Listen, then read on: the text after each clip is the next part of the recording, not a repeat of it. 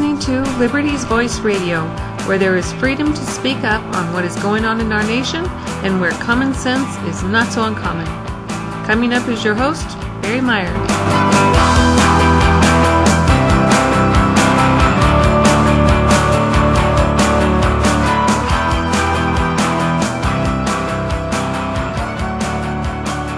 We have a new show we're calling Liberty's Voice. Now today, this is our first time. We actually have our mixer, just got it in, and I'm actually on location here, west side of Cheyenne. And I'm here sitting in the living room with Ben Bennett. Ben, welcome to our show. Thank you. Well, Ben, what can you give people some ideas, a little synopsis of the background of who you are? Because this is what's going to be pivotal for our interview today. Okay. I go by Ben. My name's William W. Bennett, Jr., and I'm a transplant here in Cheyenne, Wyoming, like a lot of other people.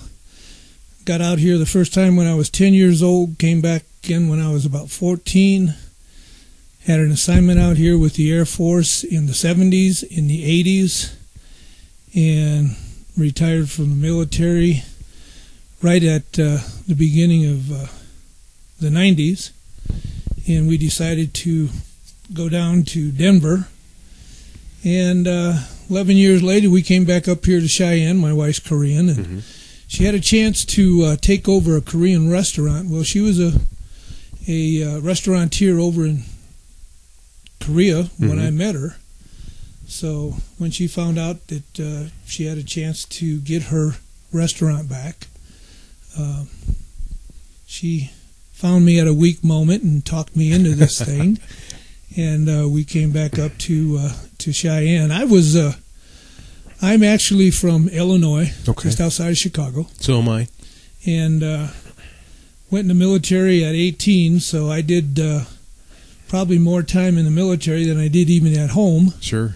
Did my 20 years, and then have been doing certain things off and on since I retired from the military, and being a restaurateur and a co-owner was one of those things, and have learned quite a bit about being an entrepreneur and a business owner, especially in Cheyenne, with rules, regulations, and things like that, which I wasn't really new to, being a military administrator. So that's kind of the background. My wife and I have been married for 28 years now, and we've got a couple kids, and some of them are over in Hawaii. My other daughter, my daughter-in-law, my stepdaughter, is down in Aurora, Colorado. Okay.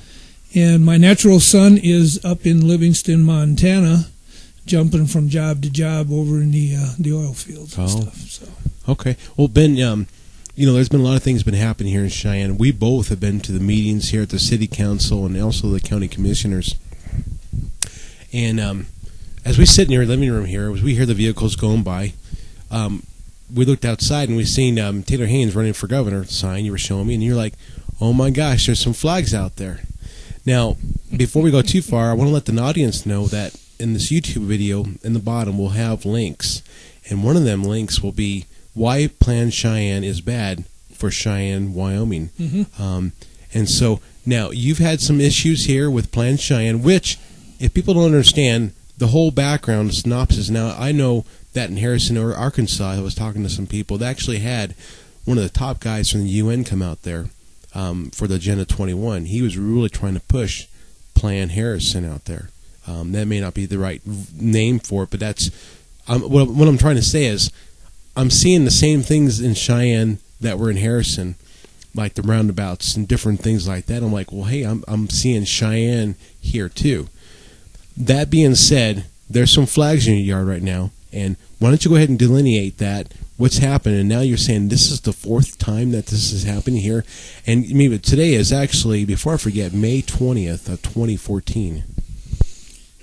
Well, the flags out in my what they call the right-of-way, that's that little strip of ground between the public sidewalk and the curb.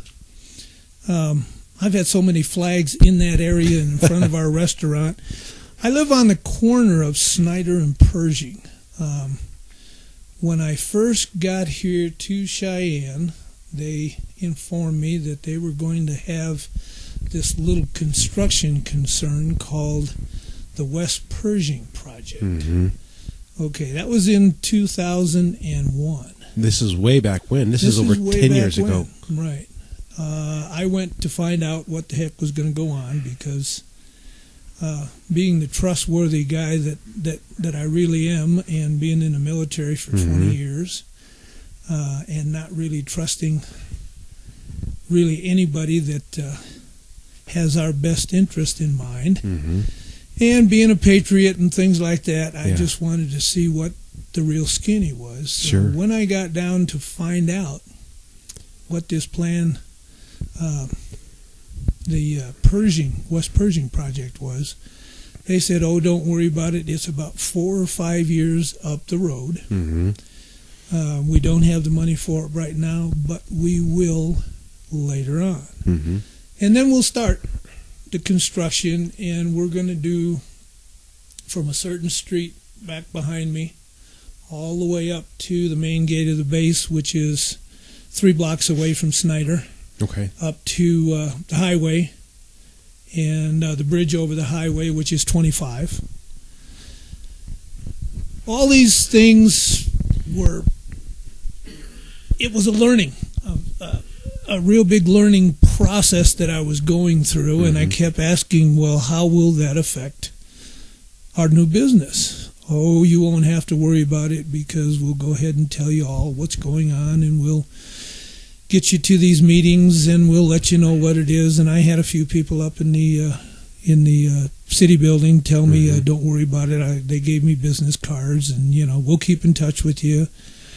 And it was the same song and dance for a couple of years. Which you're seeing the flag show up again, so the same thing is going to happen again. Well, these flags, I know exactly what's going to happen now, because the first year they cut up the street, did some sewer work on it. The next year they cut up the street again, and they went down 6 feet, and they put in some new sewer lines. And they did this in sections. So, and we weren't really sure if they were going to be on Snyder or Pershing. Pershing is one of the biggest streets in town. It goes east and west. Snyder goes north and south.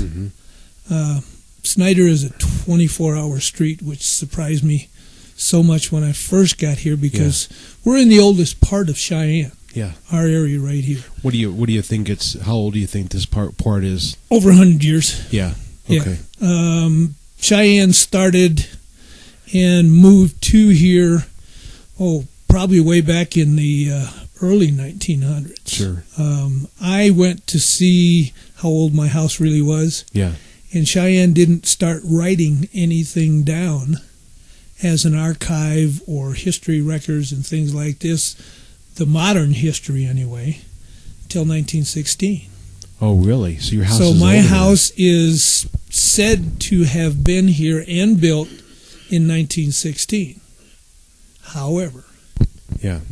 However, we have the starting point at 1916.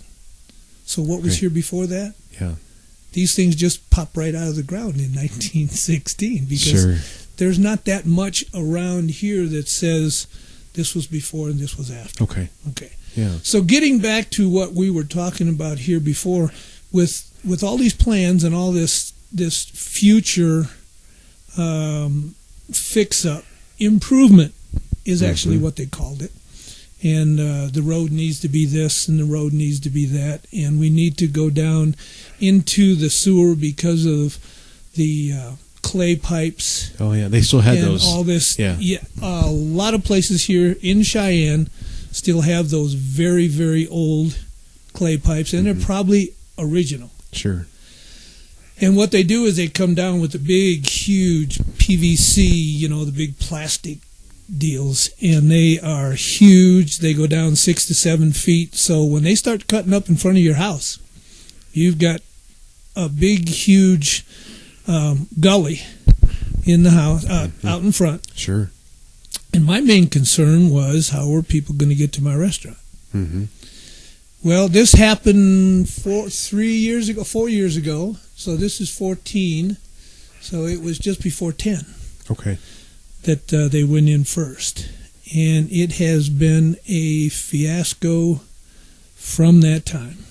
I've heard you call the local radio station KJB and mentioning, oh my gosh, they're in front again, and of course you're calling the county commissioner, get down here, and just all this stuff, just to have somebody to be a go-between. Like, I need some help. I've been on TV probably 4 times. Mm-hmm. Been on the radio numerous times. Have been in front of city council numerous times. Mm-hmm. And when you mention the Plan Cheyenne thing, this is a lead-up to really what I found out that was going to be and is now the Plan Cheyenne. Sure. And all the construction, all the work was planned quite a ways ahead, kind of finalized into a written plan in 2006. They had meetings in 2004, 2006, and then they had this 800-page monstrosity Mm-hmm. that we had here that no one really knew about. Few people did. It was kind of a shadow act about what was going on, but when 2009 and 10 hit, for us here on this corner anyway, Mm-hmm. it wasn't a shadow act. It was right in front of us, and they brought all the huge, big equipment, all the earth movers, all the earth haulers, the big semi-trucks and things like that, loaded them up, cut our sidewalk to pieces, and kept telling us that everything was going to be fine and going to be fine and going to be fine. It wasn't really that fine. So when a few of my friends found out about what they were doing to us, they asked, well, are you getting any compensation? And I said, what's that? Yeah. And they said, well, they're supposed to compensate you if you are losing money, so-and-so, and things like that. That's supposed to be the law. There's supposed to be something that they call the Commerce Commission. Sure. And the Commerce Commission is supposed to check this thing out, and say, well, the people can't get to you. But I never got any satisfaction in knowing really what the Commerce Commission was going to do, not going to do, and things. I was more worried about getting our customers here, which I have to say, the military 4 or 5 blocks up the street was really good to us. Sure. And they came and they got around from the back area and they got around from the other streets and stuff like that. And my wife, who is known from California to New York, Wow. For the restaurant, for the little bitty hidden restaurant in Cheyenne, which is on the internet. Yeah. The Korean House is on the internet, on Travel Advisor and Yelp, with 5 stars, Wow. along with a lot of the reviews. So Well, I'll have to put a link on there, YouTube. There you for people. go. Yeah. I'll do that for you. Yeah. and they still kept coming, but there were so many disasters when they started cutting up the street. Mm-hmm. It took twice as long as they said it was going to be. Mm-hmm. They redid the sewers, so the water was turned off, the electricity was turned off, Yeah. the gas was turned off. Now, as soon as they do anything with water, your restaurant is closed. Sure. They give you a heads up, maybe a couple days, Yeah. or maybe a couple hours, Sure. which didn't set real well with me. Mm-hmm. However, this was a learning situation. I did learn quite a bit in the last 4 years. I was lucky enough to befriend an engineer in at the Cheyenne City Engineering, and he's one of the city engineers. And our first meeting was this business owner sitting right here talking to you, so irate that it was hard for me to keep from, Really? just exploding right out my ears. And I found out that the gentleman who was the engineer here did a real good job of trying to explain to me what was really going on. Mm-hmm. This was a Wyoming DOT, they call it YDOT, Yeah. the Transportation Department for the state of Wyoming. This is their project. And I found out it actually really wasn't a city project, it was YDOT.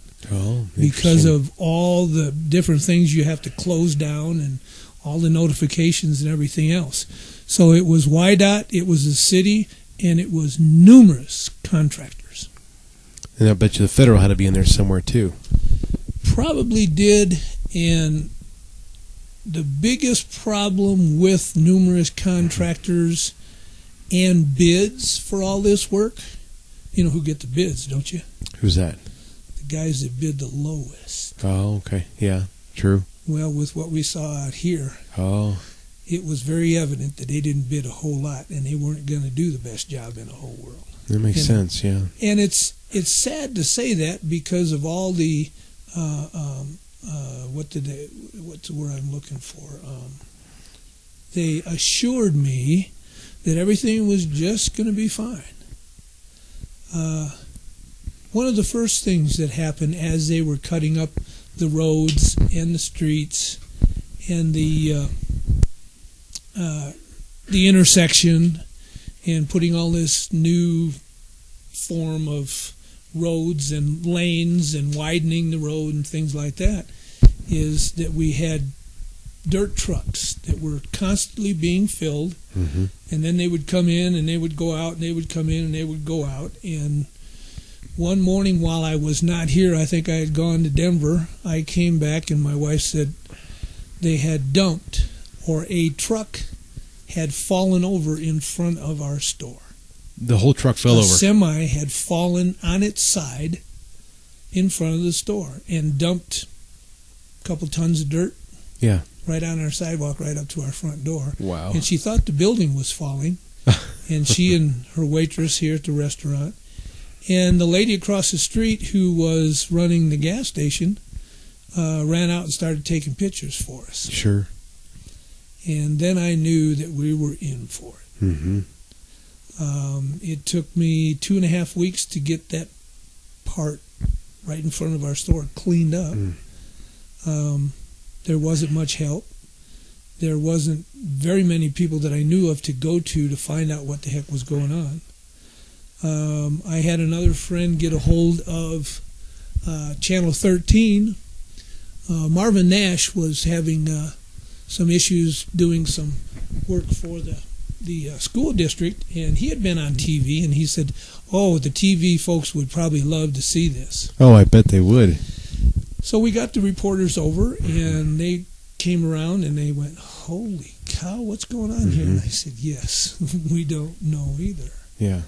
And so started the saga, the 4-year saga of the intersection of Snyder and Pershing.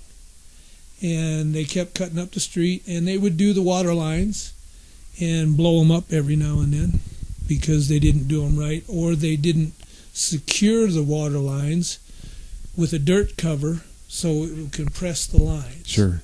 Now, I'm saying some technical stuff and things like that, but this is what I learned.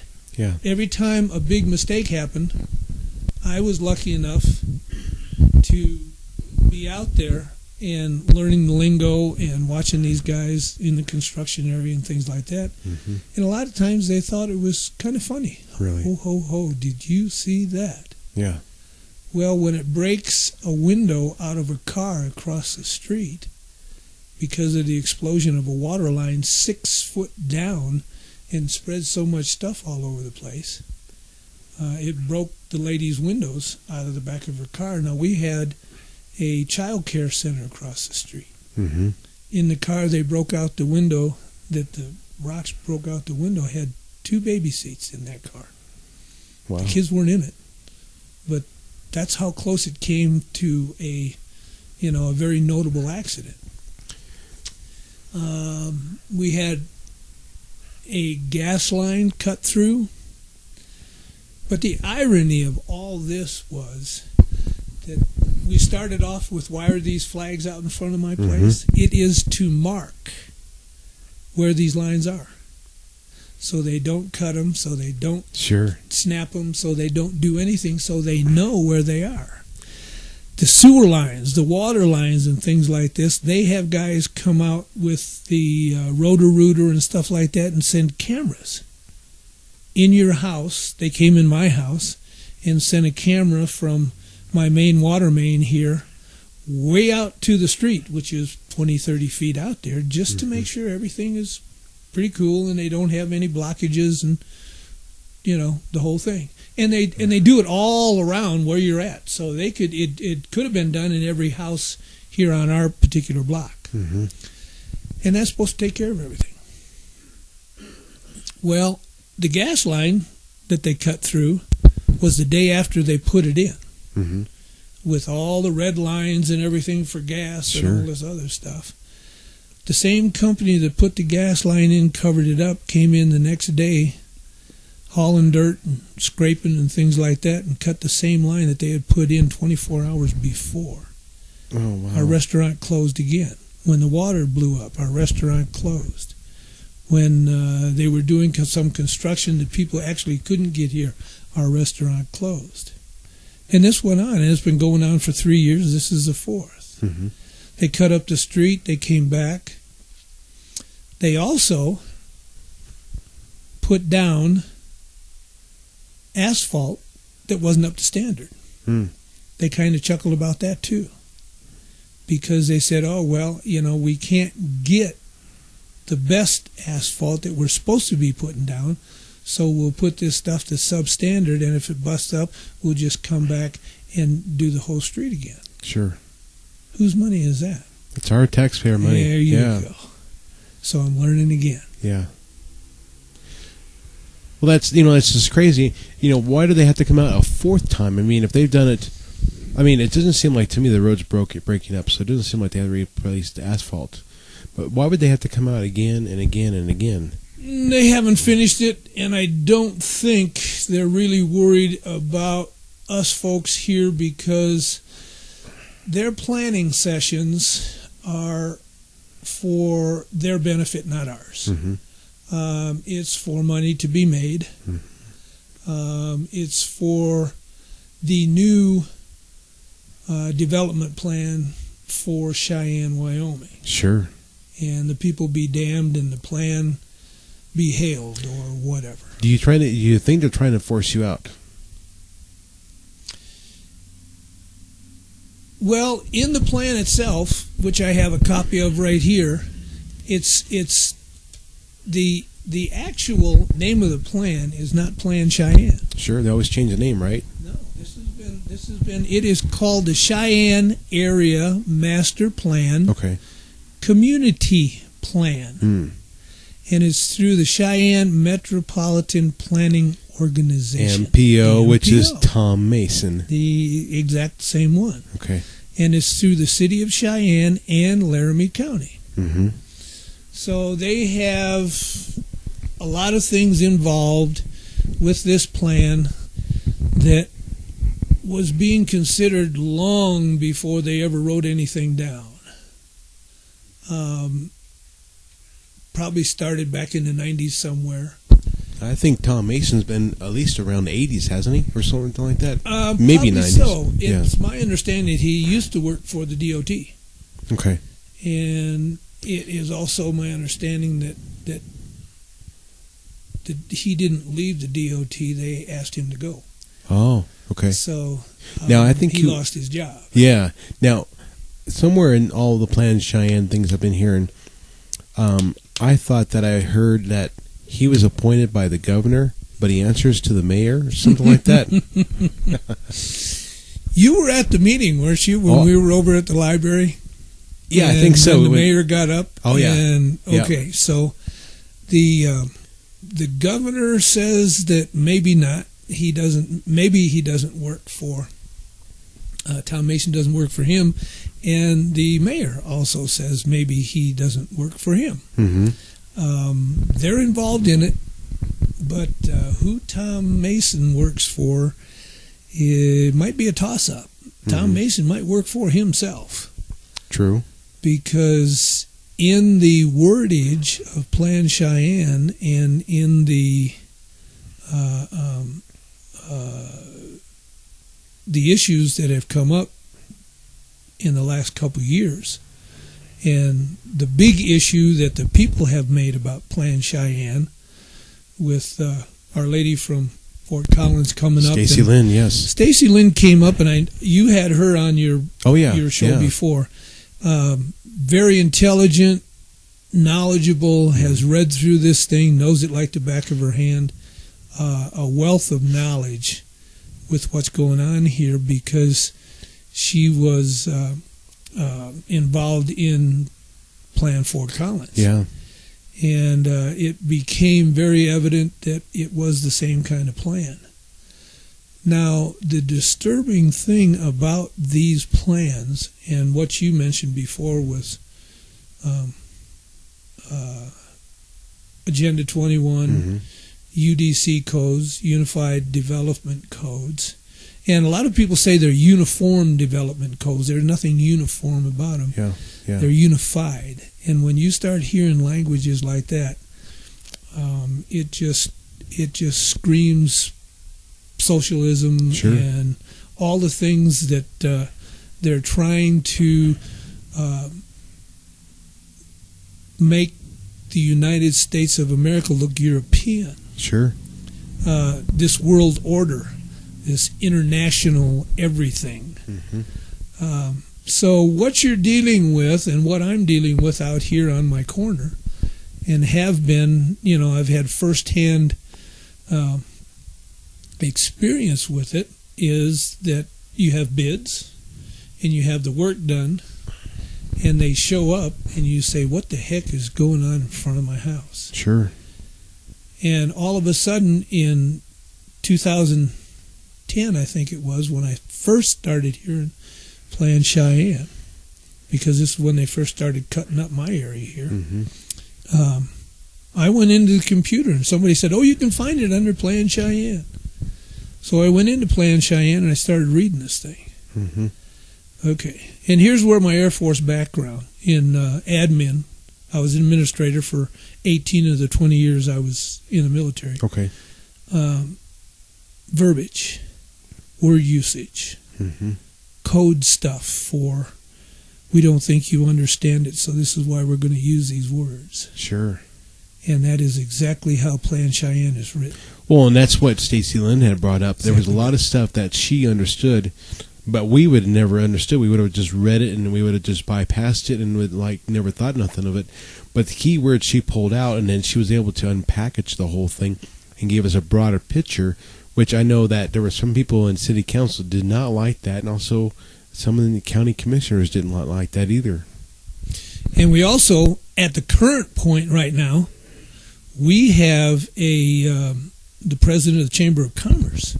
Yeah, Dale does not like all the things that Plan Cheyenne has presented in the last couple of years.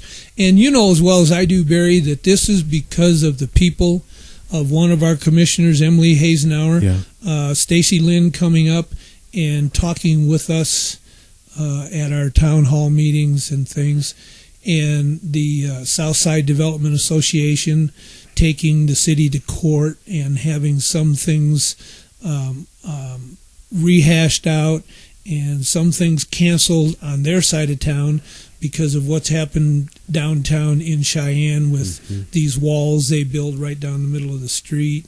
Some of the greenways, there's 37 miles of a sidewalk that's $1 million a mile that nobody knew really what was coming until the folks over on the south side saw it right in their backyard. They're cutting through their backyards. And it's supposed to be a bicycle path and a walking path and things like that. And we had to start speaking about it. You know, the thing that got me was, and I think it might have been Diane Humphrey, she says, well, we've been telling you guys since 2006. Well, you guys never told us. You made us think that we knew, but you never made us understand. And they put it out there, but it's almost like how do you hide something? You hide it in plain sight. Yes. And that's how they're doing it. And so when you don't see it there and don't recognize it, oh, everything looks just fine. But until they encroach on your property or something like that, then you start squawking. But the guy next door might say, well, he ain't on my property because he's got no beef with them. But, when you have more people that are willing to stand with you, then there's more power. And, of course, at one point in the paper, they called us the mob. What they've done through the paper is, and this is how you word things to get around that they did not really give us any notification or enough notification to really get us involved. Sure. And there are quite a few things here in the in Plan Cheyenne. Now, what I have right here in front of me is the draft final for the new changes that they put in the 2006 800-page plus plan. Mm-hmm. This one that I have right here has 186 pages, 189, excuse me, 189 pages of a plan that was supposed to be the super plan for Cheyenne, Wyoming, has another 200 pages of changes. Well, I think with the bicycles on a subcategory, what was it, like 3,000 pages just on? I mean, I might be exaggerating. It was 420 pages for bicycles. There we go, 400 pages. Yeah. So, but they have all these subcategories that it's almost like it's like veins of a root, or roots. It's like it shoots off here and shoots off there, and if you don't know how to track it down, you totally lose the. Well, that's how Stacy was saying. There'd be things that were like broken links. Sure. And if you didn't know how to find it, you wouldn't know how to keep going through the websites. And what you're looking at here, always, and believe me, when I was in the military, I learned to look deeper into everything written that I ever did before. Basically because I had a clearance. I've had a clearance from secret all the way up to top secret. I've had jobs in every major command in the Air Force. Mm-hmm. I have been the office administrator for squadrons of 50 to 500 people. Wow. Which my office takes care of every piece of paperwork for every one of those GIs, from the commander down to the lowest ranking person. So you got your ducks in a row. You have to. They give you no choice, or they'll bust you, send you to jail, and then send you home with a dishonorable discharge. Sure. This is what every one of the fellas and women and everybody else has anything to do with active military, Guard, Reserve, and all this other kind of stuff. This is what they're put through. Mm-hmm. And, so the respect that the people are starting to really know about because of the last current maybe 10, 15 years worth of really talking and really saying that we need to respect our military people and things like that. That's the reason. Okay. But you have things here in Plan Cheyenne, not to get too far away from that until later, is here's their introduction, and it's about Plan Cheyenne, background and context, planning area boundaries. Did anybody ask anybody here in Cheyenne about boundaries? Now, I did ask Stacy because I realized one thing I did see about with Plan Cheyenne, how the boundaries were beyond the city itself and how it actually encompassed the Air Force Base. And I told her, I said, well, that just seems to me a lot bigger than city or state. That's federal. Yeah, federal. The federal's behind 21, though. Yeah. And all of this, all of the changes in education, in government, in Plan Cheyenne, in Agenda 21, Unified Development Codes, all of it is a progression of a power grab. Sure. And it's been going on for a long, long time. You have things like plan elements, compliance with state requirements. which that chapter is one of the most interesting reads, because in that, once Plan Cheyenne was adopted, you can go around the state. Interesting. Very interesting. You can go around the state statutes and the city statutes. And it is, as soon as they agreed to Plan Cheyenne, they agreed to that one statement, that they can go around the state and the city. Well, the thing through the MPO. And the thing that gets me is, okay, so city council did full bore and they took it all. The county commissioners, except for Am Lee, took it, but with certain restrictions. But as you know, and I have it in Plan Cheyenne, that blog spot, which people can go to the bottom there and look through it. Amber Ash said at the very bottom there, and I know people caught it, but this is something I'm summarizing. Though we rejected some of this stuff, doesn't mean that the stuff won't still be implemented. Right. So, it seemed like it was a win to us because it was like 120 amendments. 133. Yeah, 133 was the last number. But it almost seems like it was like a circle jerk. We'll give you all these amendments, but when it comes down to it, we're going to jerk you right back to They haven't finished it yet either, and we did that in March of this year. True. Okay, so now it's the end of May almost, and they haven't gone through the whole list of the 133. However, what would matter with 133 little word adjustments to amendments, and that's what they would call them. They would say, oh, we gave you an amendment. We changed one or two words in this paragraph. Sure. In over 1,000 and some pages. Mm-hmm. What's 133 with that number of pages to really look into? True. And you have things that they put into coordinated planning, land use, parks, trails, transportation, parks, open space, land use, utility and growth areas, schools and growth areas, fire protection plan and growth areas, and la. But the way they word so many of these things, one of the things that I started reading in Plan Cheyenne, and this is in the community plan, page 11 of the current draft that came out in January of 13. Okay. It says, in 2013 update to Plan Cheyenne, drew heavily from the foundation established by the community as a part of the 04 and 06 planning process. Well, that's a lie. Yeah. There were 30 different agencies in the county and the city.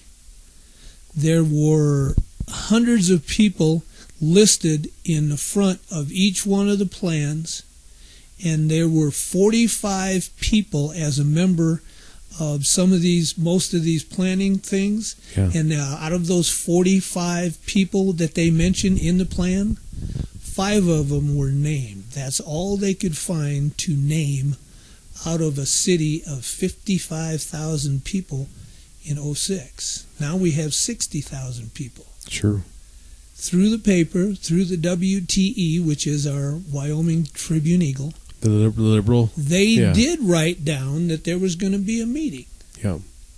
And they wrote it down on page 3, 4, 5, whatever, what's going around in Cheyenne and things like that. Mm-hmm. But they put it in with town council, they put it in with the school board, they put it in with the county commissioners and things like that. Mm-hmm. Well, average Joe citizen, just like I was, because I'm nothing special here in Cheyenne other than a concerned citizen, a vet, a patriot, and I don't want to see anybody have their land taken away from them or altered, and they can't do a thing about it because the state has authorized Plan Cheyenne, which I've got right here in front of me, that goes around the state statutes. The thing I'm finding about like Plan Cheyenne and different things like it, it's taken us from a government form, and it's putting us under a corporation. Yes. And what's crazy about it is people that are elected officials that don't have no clue, they think they're still operating in a governmental form. They're actually being handled by those in this corporation. In the MPO. Yeah. That is the Metropolitan Planning Organization. That is the metropolitan. A metropolitan area, as the dictionary defines it, is a town in the middle with little bitty satellite towns all around it. Okay. Do you know why it's easier to have satellite towns all the way around Cheyenne, Wyoming? Because when you throw the lasso around each one of them, it's easier to keep the people inside. Oh. Okay. Stack and pack. Yep. They say nothing anymore about single-family homes. They call all the rest of the places where they want to build out in the areas and things, they want multi-family homes where the people in that specific area work in that area, live in that area, go to school in that area, and everything. That's their little satellite. True, and that's why they want to... When they come in to take over, they don't have to take over anything real huge. It's already been done. Easier to control. It is. And that's why they want people to start riding their bikes. But like even my mom is 71 years old. Yes. She says, how do you expect a 71-year-old woman to ride her bike to the store, get her groceries, and go home in the wind, the snow, and different things in Wyoming? If people have never been to Cheyenne, Wyoming during the wintertime, you got to be here. It's, my gosh, Ben, there'll be times it can be gusting through here 80 mile an hour at times. Well, and it's a whitewash. It's things that they're trying to convince somebody that actually happened. Here on page 17, public process summary documents the details of the extensive public outreach effort conducted between 04 and 06 for the development of Plan Cheyenne, and provides a listing of individuals who participated in that process. Interesting. Okay? Okay. Now, the list of people that was in that process is in the front of the book. But guess who they are? Everybody that should be in the process. Okay. City Council. Sure. The county commissioners, development type folks, and here we go. Okay, the mayor, the city council, the Cheyenne Planning Commission, who were just appointed. They weren't elected by any person, place, or thing. The county board of commissioners, the county planning commission, who was also appointed. Planning staff. The MPO. Okay. County planning, city planning, MPO policy committee, voting members, non-voting members, MPO technical committee, non-voting members, consultant teams. Here's where Plan Cheyenne came from. Clarion and Associates. Yep, I forgot the name, but yes, that's right. Fair and Peers, Economic and Planning Systems, AVI, Urban Interactive Studio. These are the people. Now, in the update for Plan Cheyenne from 06, this is the one from 2013. Guess what they forgot to put in here? All those people that they said were involved in the planning thing, there is not one name of just a common citizen. In the original, which I have over on my desk over there, there's 5 names of 5 people in 1,000 pages. You remember that one meeting they asked Stacy? There was one person that was actually in that meeting, and she said we never even knew what this was all about, but there was very few of us. And the people, I can't remember how the lady put it, but there was very few people that were actually allowed into the meeting, into this whole thing. Oh, they don't want us around. Yeah. No. But what we've done between then and now with my situation out here and all the rest of it is we've had a number of people get involved on a continual basis. And when we found out what Plan Cheyenne was actually really about, with Stacy Lynn up here, M. Lee leading the way for us because he could find out more information when he was elected to the commission. Sure. So from 10 till now, we were gaining this information because somebody was brave enough to put it out. Sure. Annette Williams was elected to city council. Mike Luna was elected to city council. Another man was named Mark Woods, and he was a developer here. I like Mark. I met him personally. Mark is another one that's saying, whoa, slow down. When people say, we need this plan, we have to have a plan, of course we did. Sure. And of course we do. Not this plan. So to get rid of this plan, one of the major things that we have to do is make an all-out attack on the MPO. We have to totally do away with the Metropolitan Planning Organization. You know, in a way that almost seems like a chess match. Yes. Because for every move that you make, they have a counter move. Yes. They throw their pawn in, you have to sacrifice a bishop or whatever. And they don't have to ask anybody. Yeah, well, true. And the thing is, they want to put people in front of him, so they sacrifice those people so that he can still be the last man standing or whatever you can call it. Mr. Mason doesn't like us. No. We're fearmongers and we're the mob. Remember? We're the mob. Yep. Okay.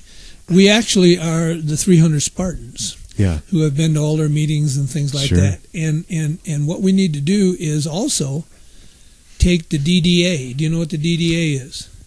Refresh my memory. Downtown Development Association. Okay. Okay. Now that's the one that has taken 10 years to try to fill a hole that burned up in downtown Cheyenne. I remember that fire. Okay. Yeah. Yeah. And one of our patriots that has been here in Cheyenne for 4 years now, Tim Bielik, has really put it to the DDA. And he's asking the questions, and I've been at 2 of the meetings. Tim's been at all of them since he's gotten involved in some of the city things and stuff like that. Barry, what we've got here is we're totally encircled in our county, in our state, and in our city with people that want Cheyenne, Wyoming to look like they want it to, without any regard to what we want and things. When Brad and Barbie Harrington started their Liberty's Torch newspaper, people were threatening them. I heard about that. Called them all the time and things like that because they were opening up this city to the knowledge that the good old boy network wasn't going to work anymore. We've got people like Betty Scranton who writes, who is our internet person and who informs people in our groups and things like that, our town hallers and the Southside Association. The most important thing we can do right now is to go ahead and totally wipe out the MPO. Now, how do we go about doing that? Well, what Tim has put out is every time the MPO comes back with, oh, well, this isn't right, or we'll change this, or we'll change that, that is our opportunity to put it in the paper, to put it on the radio, to put it anywhere we can to say, okay, we told you this before, and the MPO is not for you. Read Plan Cheyenne. I've already offered. I will rent the library over there, and if anybody wants to come over, we'll read the darn thing page by page. Yeah. Or we'll have Stacy up here again, and we'll do it again. But just listening to a group of people complain about Plan Cheyenne, about the MPO, about the DDA, is not going to get us anywhere. Sure. We have got to. They were just authorized $14 million. That's which grant money. Grant money. Yeah. That's our money too. Yep. The government makes no money. Mm-hmm. None. Mm-hmm. They produce nothing. They take it from you and me and give it to yeah.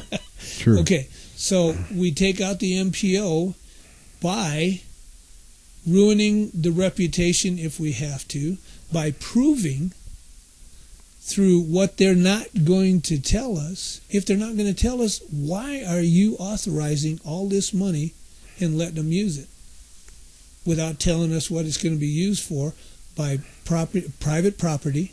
Mm-hmm. The Southside Association is doing that. They stopped the city cold. They've been really good at doing those. They have been. Matter of fact, from what I heard, there actually was a mole in there and actually got rid of that person because they were actually putting the information out there. Probably. Yeah. So. Probably. A good mole. Yeah. A good I like mole. moles like that because he cares about us. The MPO does not. Yeah. The MPO is all about money. Mm-hmm. City Council is all about money. And what's commissioners, other than our friend yeah. M. Lee, yeah. is all about money and is all about pleasing the money givers. Mm-hmm. And what's interesting about it, when I was at the city council, and remember Georgia Boyles, she really basically got pretty belligerent against the people for speaking and stuff like that. And I remember Mark Reaney had to okay, George, please calm down and stuff. Isn't it interesting how she voted for this stuff and now she's getting off city council? Oh, so now you drag us through the mud. Now you're going to get out? Once you have made the city council look very inept, and once you have challenged the city council, of which we did, to a debate, anytime, anywhere, I'll rent the room, I'll get the tables, I'll set up the time, you just sit down, and you tell me how great Plan Cheyenne is, and we'll go over paragraph by paragraph by paragraph. And you explain what corridors are, what wayfinding is, a corridor. That's what is right outside my door here. You know what it's called? A city street. Sure. Okay. Do you know what a pathway is? Probably an alley. No. No, what's that? That's for a bicycle. Oh, okay. Now, a bicycle in Cheyenne, Wyoming, I could probably count the bicycles in Cheyenne, Wyoming. And that's true. And not get to 400 or 500. Well, and here, on your way... the bike path is wonderful, but nobody uses it. Right. Except in the summertime, and we have at least a month of summer. That's true. Construction in winter, that's what we have here. Yeah, it used to be where I used to live on one side of town. I used to ride my bike through Lions Park to work. I've moved and my work's moved. It's not applicable for me to ride my bike. I mean, you're looking at an 8-mile drive probably. Yeah. And the one thing I find out riding a bike is you got traffic. And one of the things that Stacy brought up, there's more biker injuries now than there ever was before. In Fort Collins. True. In Fort Collins. We went down to Fort Collins and saw they call it construction, it's destruction, just like here in front of our store. So, the town hall meetings where we let our concerns be known and no one would answer us. My concerns here with just one business, which I'm not concerned with just one business. And I'm a business owner. I'm a co-owner with my wife. And when she has trouble, if you have a business, you do too. And I don't care what your business is. Sure. When one business in our community has trouble with something outside their front door, you will too. Count on it. Yep. Because with the extent of what Plan Cheyenne, this community plan, wants to do, has nothing to do with people, private property, or any kind of rights whatsoever. It is a power grab, and that's all it is. Yeah. With what they call, which is so erroneous it's not funny, federal money. True. There's no such thing. And pretty soon there's going to be no such thing as an American dollar, because that's being devaluated too. By printing our money. Yeah. Exactly right. And if you go through and see some of these things that Plan Cheyenne and some of the wordage they use, it will scare you right down to your core. Citizens' requests for the plan amendment shall be considered by the City Council, by the Board of County Commissioners, no more frequently than once per calendar year. Yep. Once per calendar year? Yep. We have a concern, and you'll only let us put that concern out once? Now, this verbiage, what's that say to you? I'm the king. You're limited, Yeah. partner, and you're not going to come and see us except once a year. We put that to the MPO, we put it to the commissioners, and we put it to the City Council. Mhm. And they reneged right away. Oh, you can come to us anytime you want. You're darn right we will. Yeah. Or I'll put you on TV like I have 4 different times. Yep. And I'll stand at that podium like I have 7 different times. And I'll call you out. Because this whole plan is not constitutional Mm-hmm. by the American Constitution, the Constitution of the United States, or the Constitution of the state of Wyoming. It's unconstitutional. Mm-hmm. Now, what they're saying here is, unless the city and the county development director Mm-hmm. determines the proposed amendments warrants expedited consideration. And he's not an elected official. One guy? Yeah, he's not an elected official either. Okay. So who chooses him? Huh? And who puts him in control? Yeah. MPO probably. Yeah, well, there's plan amendments initiated by the City Council and the County Commissioner staff and board may be processed at any time. Mm-hmm. Now, process it, put it in the drawer, and the people are supposed to be appeased, You've talked them out of wringing the towel out right over their head. True. There are so many things in here that just reek of deceit. They're lies, Mm-hmm. a lot of them. And the people that put this plan together, like Clarion, they don't live here. No, well, they're in Wisconsin, Fort Yeah. Collins, Yeah. multiple different places. Now, the one good thing that's coming out of plans like this is there are other states around the United States that have legislatively Mm-hmm. canceled these plans and kicked them out. Well, and that's why we need more people. And they're in more than 100 towns in the United States right now, from coast to coast. I heard they're trying to go hit 3,000. They're just trying to get into them all. Yeah, every single one of them. And they call these things trends. Trends. Yeah, what's trending right now should be adopted and things like that. In Cheyenne, Wyoming, we have the biggest rodeo in the world. Outdoor, yeah. We have the biggest outdoor rodeo. It's the championships, and we've been having them for 118 years. I stood before the the council of the whole, and said, and where was Plan Cheyenne for most of those? My God, how did we run this? I remember you saying that. I was there. How did we run this thing? Yep. And remember what I said to Rick Kaysen? I said, Rick, you're not stupid, are you? You got your city, you got elected. You never mentioned Plan Cheyenne when you got elected. Yep. So you got elected on what people thought were your smarts. Mm-hmm.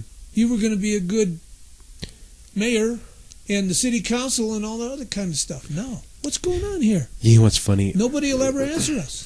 It's sometimes it ends up being a small world.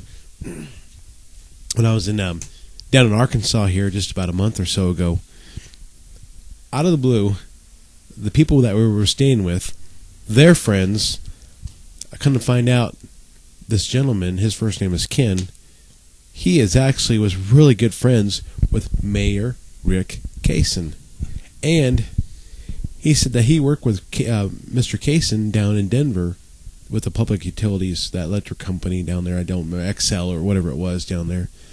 And he said, he was always so conservative. He says, I need to give him a call and find out what happened with him.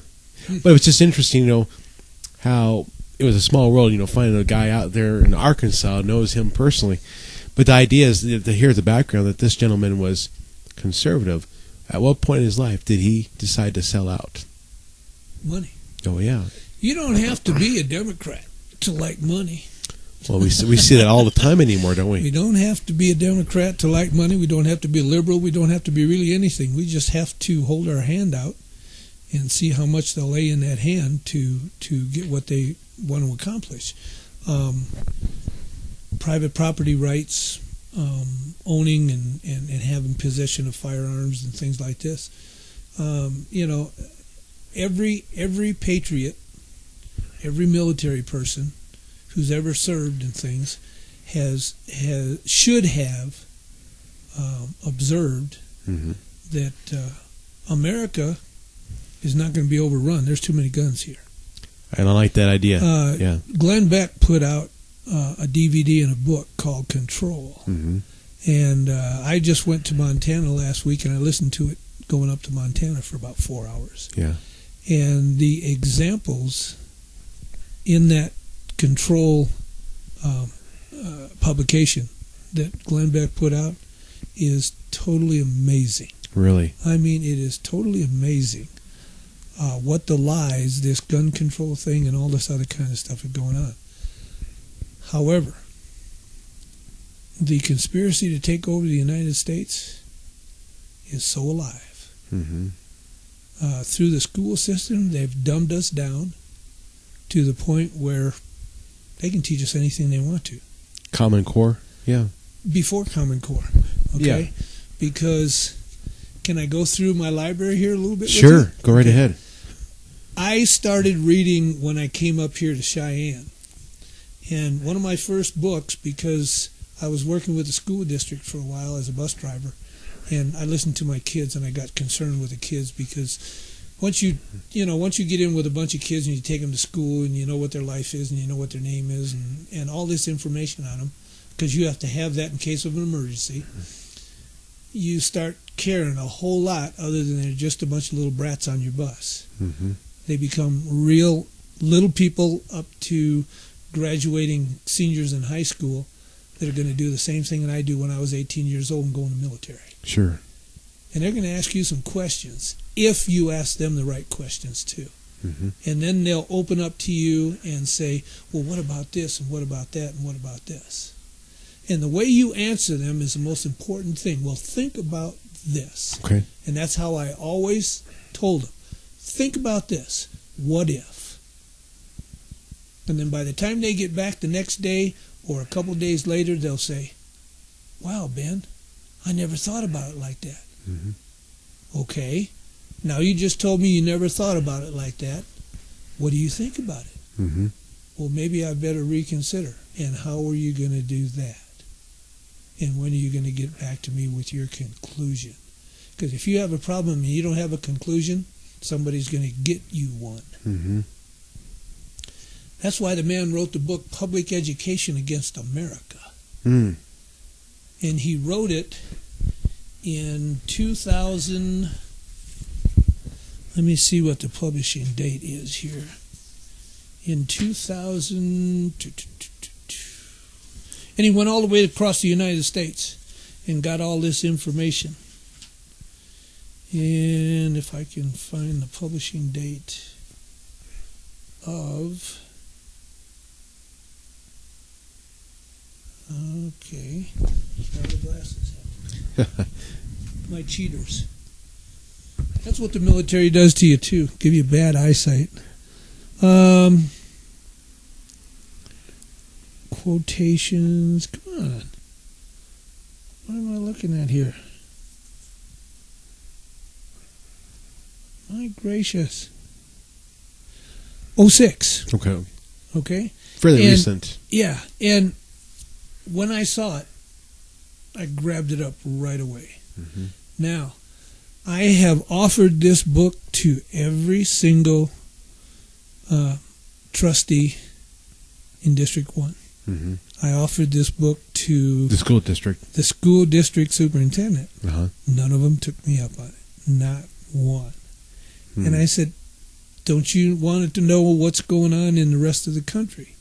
I ran for school board in 10, and they said, well, we can find that all out when you go to a conference with all these other school board members in some other state, and you go for a conference and things like that. I said, if I was elected to the school board, why should I go and pal around and drink and party around with other school board trustees when my job is right here?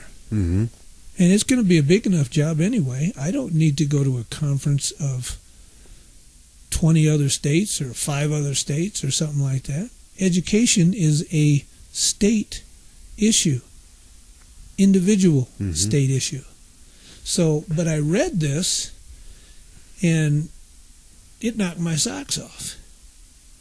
Then I got another one directly after I read this one, which made a lot of sense to me reading this next one, and it says, whatever happened to the American dream?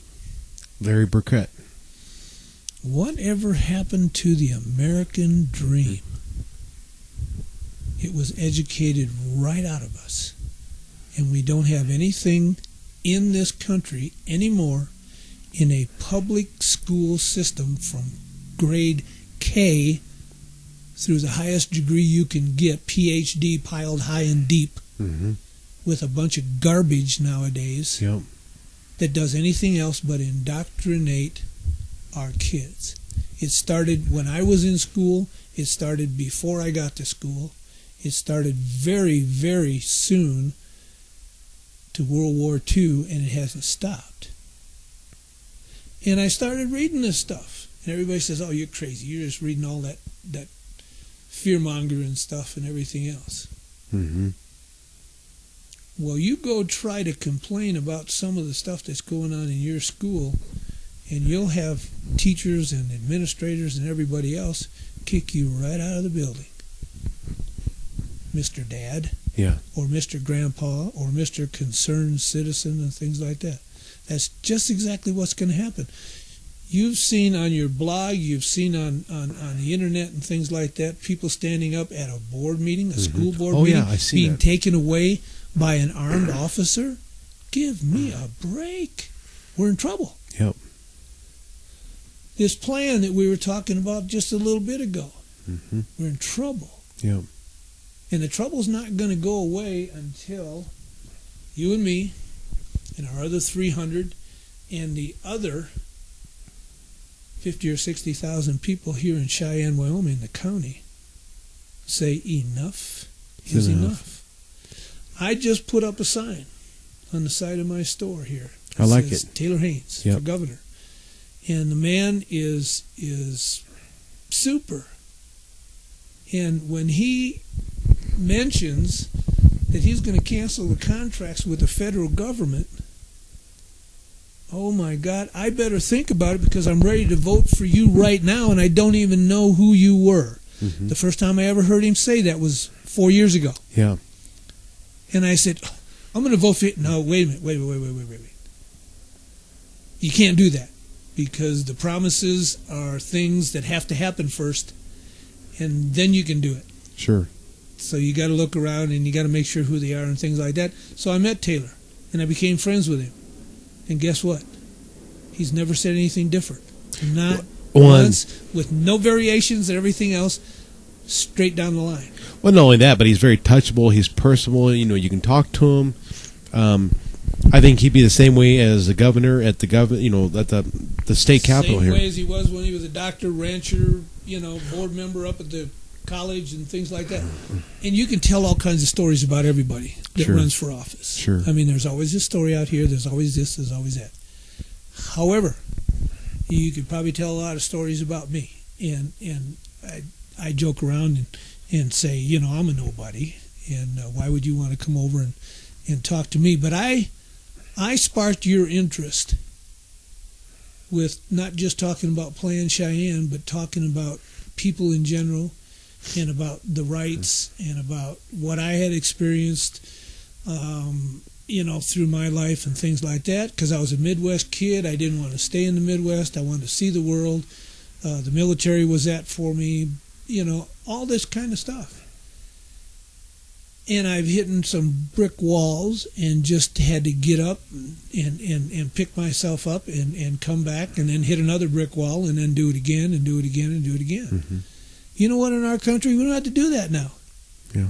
You cry loud enough and they'll give you everything that you want until they get ready to take it away. Mm-hmm. True. And guess who else did that? Mr. Hitler. Oh, yeah. Mr. Stalin. Yeah. Mr. Mussolini. And one of the guys that was such a disappointment when I learned it, that was doing that here in the United States before we ever knew it, was FDR. Oh, yeah, yeah. A big progressive. Yeah. The New Deal. Yeah, yeah. New Deal. Uh-huh. Social Security. The biggest Ponzi scheme ever. Oh, I know. So, what you want to read and what you want to study is kind of up to you. But broaden that out, because in our education system and Common Core and things like that, Common Core is the biggest phony rolls and rolls and rolls of toilet paper. That's what it should be used for. Or broken down to make it a little bit softer so it don't hurt so much or something like that. But that's what it is. It is a total indoctrination, and it is part of the 45 goals of communism. That being said, on Friday we had a safety meeting at work, and the one boss over trucking, he wrote a big old, looked like equation or something up there. He says, "What is this?" Well, I piped up. I said, "Well, that's Common Core." Only one guy laughed. Out of 20 guys, only one guy knew what I said. They had no clue. Yeah. What I'm saying is, most people here in Cheyenne have no clue what's going on. They think it's funny. They think it's a joke when you're standing up. They don't realize what you don't know can really hurt you. Yes. What you really don't know will kill you. Yeah. You know that in the military. What you don't know will kill you. That's why at my job, a visitor comes in, you have to walk with them and stuff, because there are certain things that something happens, you could be gone like that. People have become so conditioned to expect somebody to take care of them. That was never my experience, and every time that was offered to me, it did not feel right. When they came out with, I've lost jobs before, and they said, "Well, you can go get unemployment." No, I can go get another job. Yeah. Well, where are you going to find it? I was down in Denver when that came up. I was fired from a place that I had been promoted at 3 months before, and then I was fired because I was doing too much. Oh. And I went to the newspaper. Guess how many pages in the Denver, not the Post. Rocky Mountain News, right? Rocky Mountain News. Yeah. 4 pages of jobs. Uh-huh. I mean, this was a big newspaper. This one was, and there were 4 pages of want ads for jobs, employment. You can't find a job in Denver? You don't want to because the government's going to give you the money. Sit on your butt. True. I took 1 unemployment check and felt so bad about it when I got my job, I took it back and paid him back. Really? And everybody said, "You're nuts." Yeah. And I said, "No." But I was in the military for 20 years before that. And the only time I ever made $20,000, over $20,000, was the last year I was in the military. Mm-hmm. And now, do you know what the average guy in the military makes? No, what? 38 to 40 grand a year. Really? I did 20 years and never made 20,000 in a year. And that was back in the 90s when you got out. I got out a month before the 90s. I got out in 89. Okay. But, you know, and I was doing okay. I could have been on food stamps the entire 20 years that I was in the Air Force. Mm-hmm. My God, Barry, food stamps? Who do you think I am? When you a freeloader? Yeah. I'll slap you right in the kisser. You know, I mean, it was an insult to say, well, you can have food stamps. And I can also go clean toilets and sweep floors and come on. Have you no pride whatsoever? And we don't anymore. Mm-hmm. And that bugs the heck out of me. You have to be more than that. And they're teaching our kids the direct opposite. Mm-hmm. The man in charge, the man in D.C., never had a real job in his entire life. Yep. A total phony, just like a $3 bill. Has never done anything worthwhile and still hasn't. And he's been in the White House for almost 6 years now. I know, and he got reelected. I couldn't believe it. And got reelected.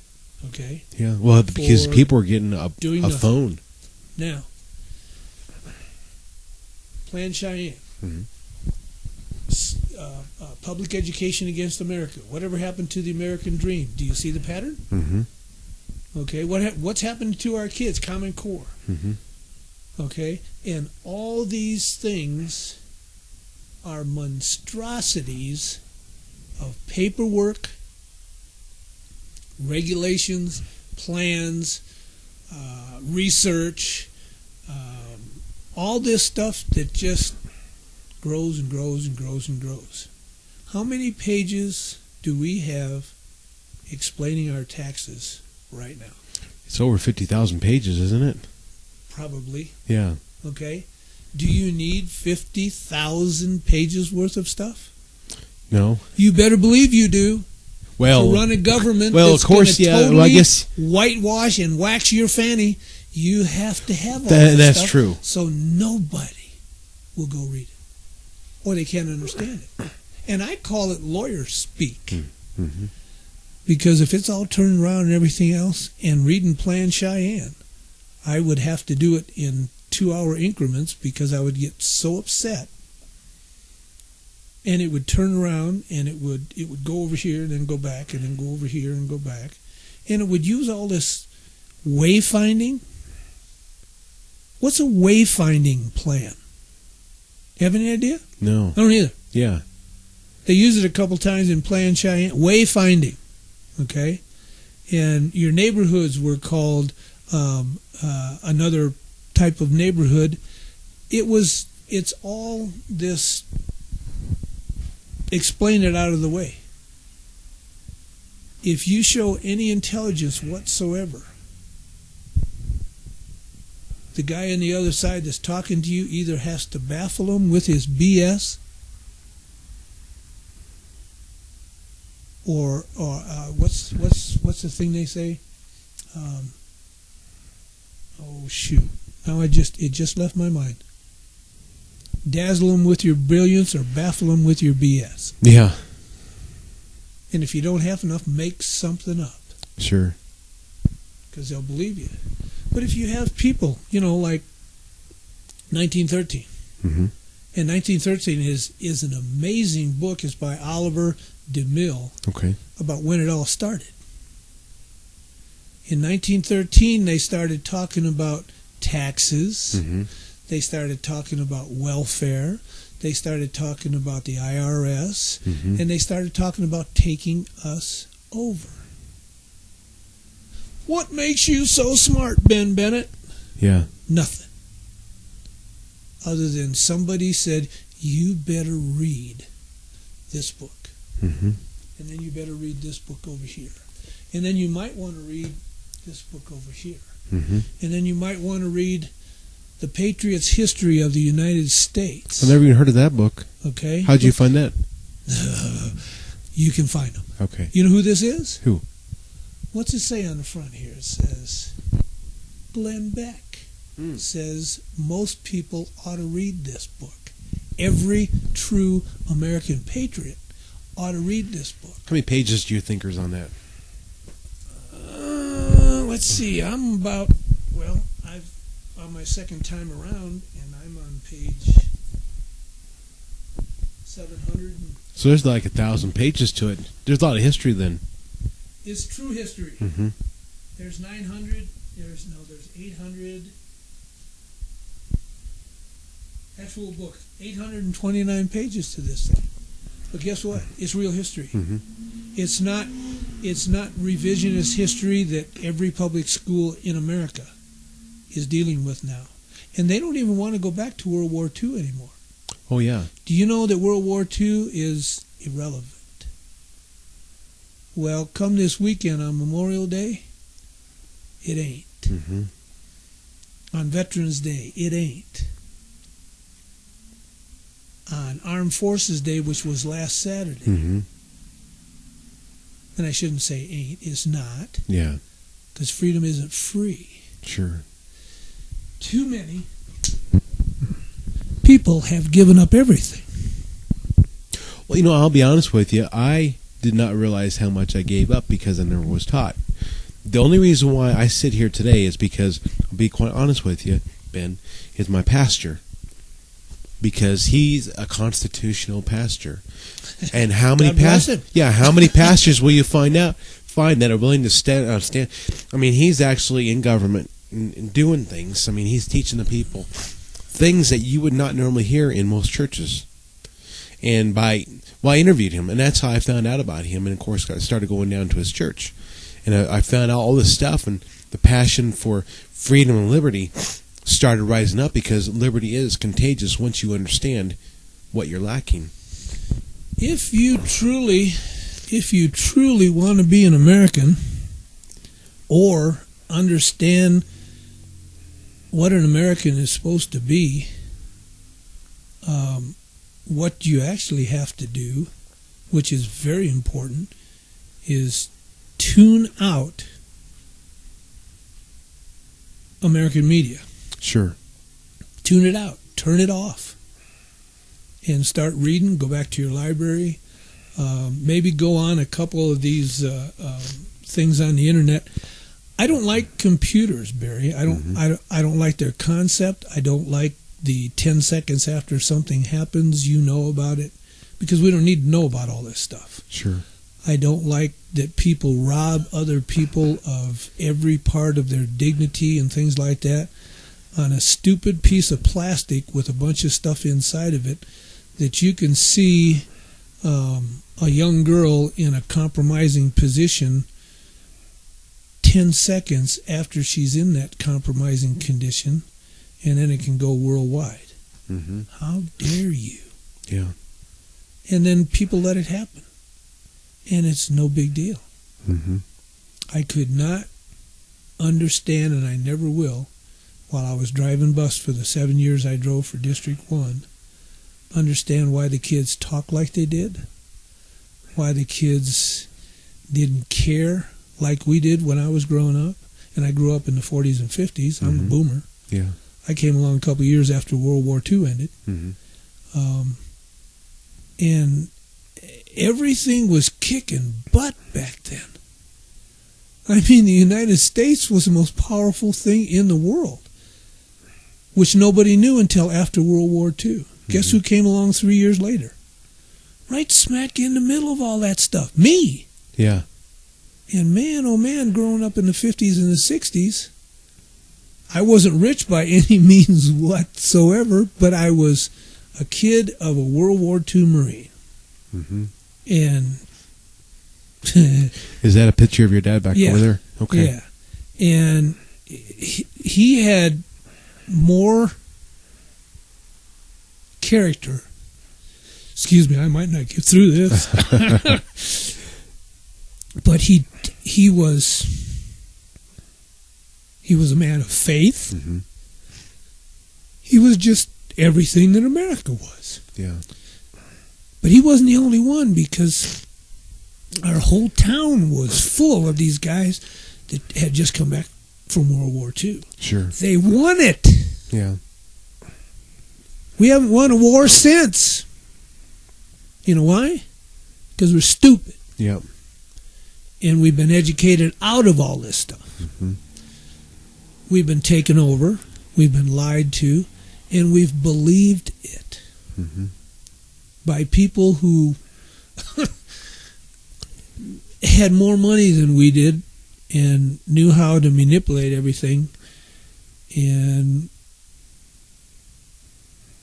I don't know. I think in my head sometimes. I say, why the hell are we so stupid? Mm-hmm. And then I say, wait a minute, we might not know better. But why not? Because in my little briefcase here, there is 45 different goals for communism when it came into the United States right after World War II and a little bit before that. And then when people started saying something about it, we were all fearmongers and things like that. And now look where we are right today. Mm-hmm. Do we have an excuse? Other than we're so, what's the word? You don't understand what's going on. Comprehensive? No. Or perceive? No. When you go in the military and don't know what's going to go on in the military and then it smacks you right in the face. Naive. Oh, okay. Yeah. I came out of high school and 3 months later I was in the military. 2.5 years later I had a top secret clearance over in Vietnam. Yeah. And didn't really know what a top secret clearance was other than they had been in my town back home in Aurora, Illinois, asking everybody that they could find about me. And I got a letter from my mother which should have turned the light on and stuff like that before the colonel called me up and said I was working for him. And she said, my gosh, people are saying that they're investigating you. What did you do? And I didn't know what was going on. Yeah. That's how naive I was for the first couple of years I was in the military. Because, not that I trusted the military, I trusted my dad. Mm-hmm. And my dad said, you do this. Because I learned it, and you're serving the country and things like that. Now what country am I serving? Not the country your dad served in. What oath am I keeping?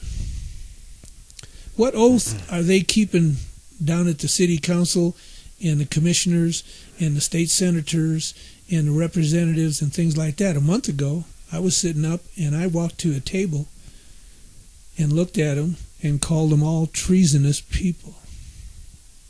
Mm-hmm. I accused them of treason against the United States of America because they had gone against the Constitution and signed SF 104 against Cindy Hill and the superintendent's office because she was against something that would ruin her school district and every school district in the state of Wyoming, Common Core. Mm-hmm. And I sat there and I said, if I had, while I was in the military, done the same thing and gone against the Constitution, which I made stated an oath that they would have busted me, put me in jail, tried me, and if I was found guilty, they could stand me up against the wall and shoot me dead. Mm-hmm. And I looked at these senators and these representatives and said, you just signed a year and a half ago SF 104. I said, it's unconstitutional. Mm-hmm. You know who said so? And I waited. And not one of those fools up there said, the Supreme Court of the state of Wyoming. Mm-hmm. Say something, somebody. Yeah. Say something. And I started banging on the table. And I said, okay, gentlemen, from now on, from this very moment, here until you get out of office, I said, you reaffirm the oath you took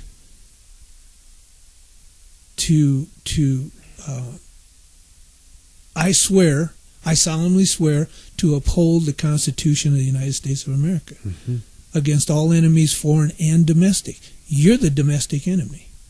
And I'm putting you to it, fellas, because you voted on a unconstitutional state file 104. That's treason. You should be stripped of everything you have sitting where you're sitting. You should be taken out of office, all the representatives and the senators, and you should never hold office again in the state of Wyoming. That's what the state Supreme Court said twice. I know. And I said, it's not just about this woman sitting behind me. It's about every voter that voted for this woman. And no one ever said she should be removed from office except the governor, who also took an oath. You know what I'm telling you, fellas? And I got no answer. Just like I get no answer from anybody else in a government or an official office. And it's starting to really bother me. Yeah. I have some people out there like Emily, like Annette Williams, like Mark Woods, like